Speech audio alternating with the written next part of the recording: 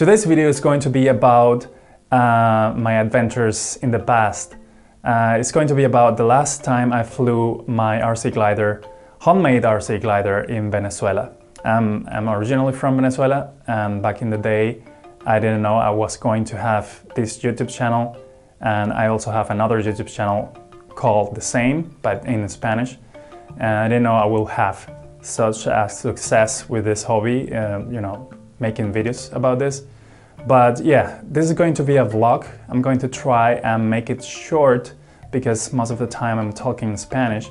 I already made a video like this before, so I'm going to leave the link here or in the description of the video, so you can visit it. And that video was one of the first in this channel, and the special thing about this video is that it was made in 2014, so it's 6 years ago, and it was the last time I flew there, and it was the first time at the same time that I was flying in that mountain, because it's kind of hard to get there with airplanes because it is a long way walking.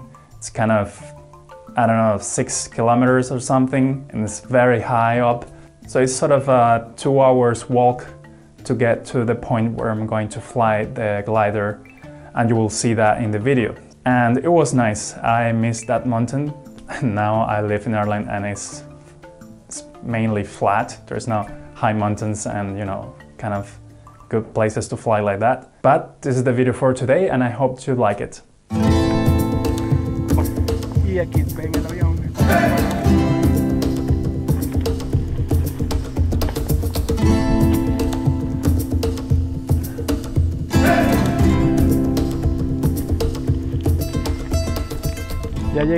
I've just arrived to this place where I have planned to fly the glider.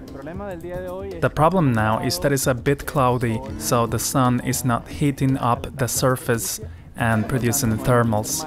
So I cannot take so much risk to fly the glider like this, although there is a little bit of wind, but it's not enough.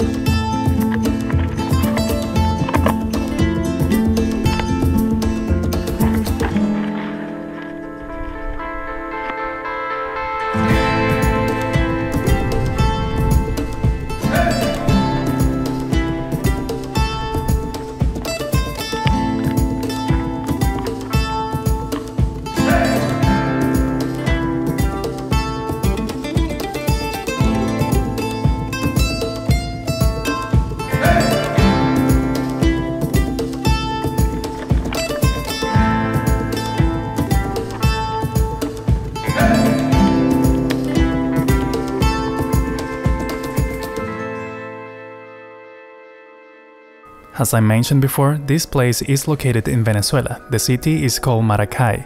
At the north of the city there are this chain of mountains, and in this first point is the beginning of the path that I had to walk to get up there. It is about 6.5 kilometers, reaching 1,200 meters above the sea level. In total, it takes about 2 hours of walking.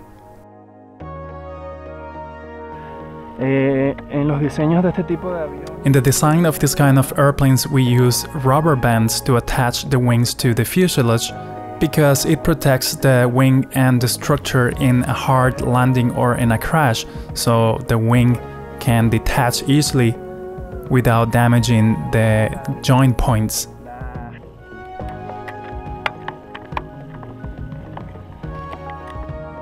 Hola. Hi, we're going to fly the glider.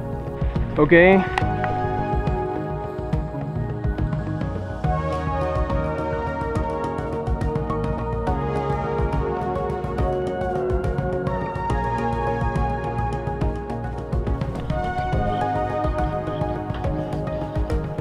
Bien.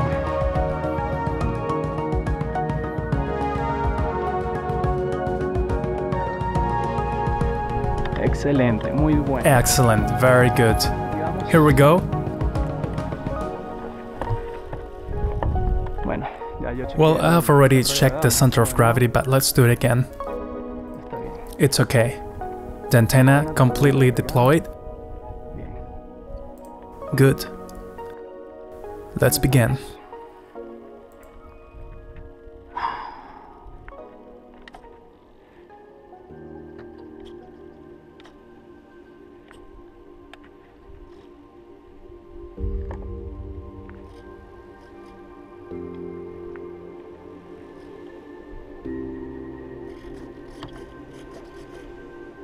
Voy. Here I go.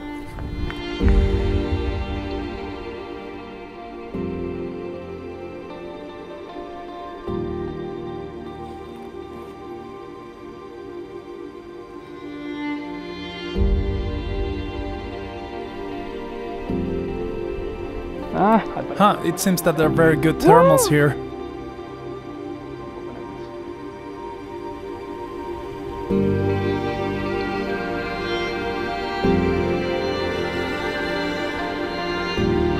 Muy bueno.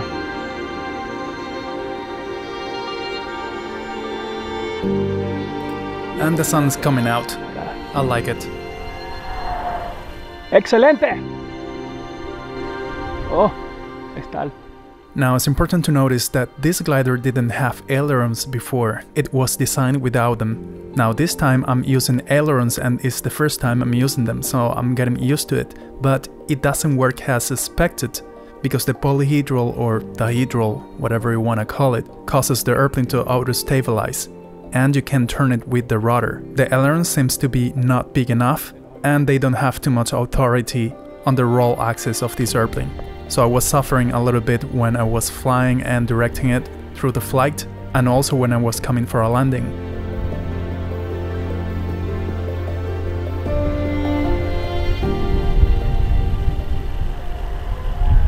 I love the sweet sound that it produces when flying through the air, making kind of a whistle that you cannot predict when you design a glider. Every glider just sounds a little bit different. Another fact to consider is the no use of motor or propulsion of any kind, so I'm totally dependent on air rising as thermals and slope soaring.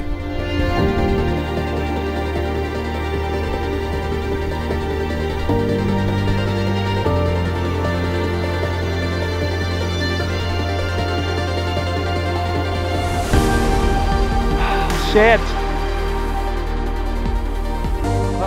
At this point I started to get frustrated because I was trying to land it using the ailerons, but the ailerons were not responding as I expected, so I had to use the rudder more. I managed to put the glider down, but not as gentle as I wanted. Further inspection revealed that it was okay to fly a second time, so I went for it.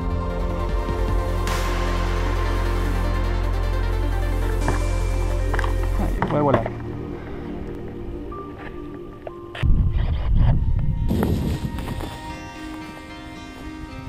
Second flight. Voy. Oh. Oh. Wow. In the beginning of this second flight, I was surprised on how much lift I was getting in that ridge. I guess it was because of the wind that was picking up more speed. Flying in this mountain was very rewarding and it was amazing. It is one of my best memories of this place because I was practicing my favorite hobby and at the same time I was in a place that I love. Close to the nature, in the mountains, silence. It was just great.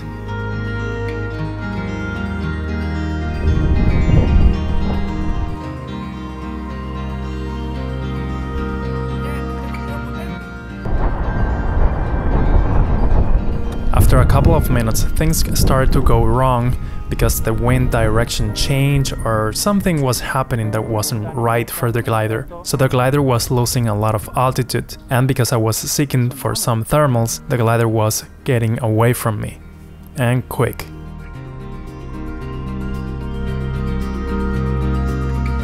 So I didn't have any visual of it. All I knew is that I had to go there and try to find it. On my way down searching for my glider, I saw something very weird. It was parts of a helicopter. Now, I didn't realize that until I got closer to it and I was inspecting the parts. I saw a helicopter rotor, the engine, and the tubes that are like part of the frame of the fuselage. The rest I think just burned away. And then when I posted this video on the internet on my Facebook account, someone shared it on a Facebook group dedicated to aviation enthusiasts. They commented a lot on it, trying to figure out what happened there, but obviously it happened a long time ago because the grass has grown over it. No one didn't know exactly what happened, but apparently it was a military helicopter, and maybe they wanted to keep it secret, so no one knew anything about this crash. It was very interesting, but I kept going with my glider recovery. After a quick but detailed inspection of the glider, I determined that I couldn't fly again, so it was time to pack up and go back home.